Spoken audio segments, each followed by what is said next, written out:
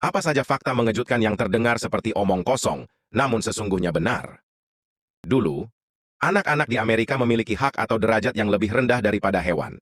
Pada tahun 1870-an, Mary Ellen Wilson adalah seorang anak yang disiksa oleh ibu angkatnya. Saat itu, belum ada undang-undang yang melindungi anak dari penyiksaan oleh orang tua mereka. Mary sering dipukuli, kelaparan akibat tidak mendapatkan makanan yang cukup, dan dilarang keluar rumah. Dalam kesaksian di pengadilan dia berkata, "Ibu sering mencambuk dan memukul saya hampir setiap hari. Dia menggunakan cambuk yang terbuat dari kulit sapi, rawhide. Ibu memukul kepala saya hingga memar.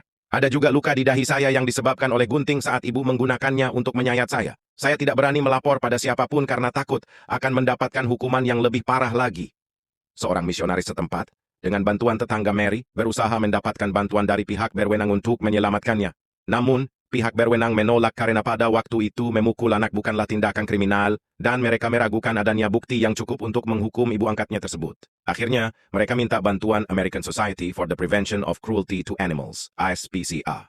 Pendiri organisasi tersebut, Henry Berg, melihat Mary seperti kuda yang sering dia selamatkan dari perlakuan kejam pemiliknya.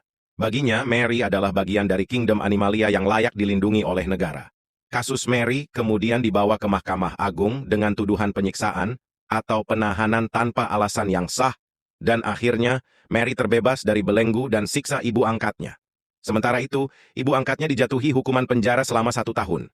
Akibat dari kasus ini, pada tahun 1874, anggota ASPCA mendirikan New York Society for the Prevention of Cruelty to Children yang menjadi lembaga perlindungan anak pertama di dunia.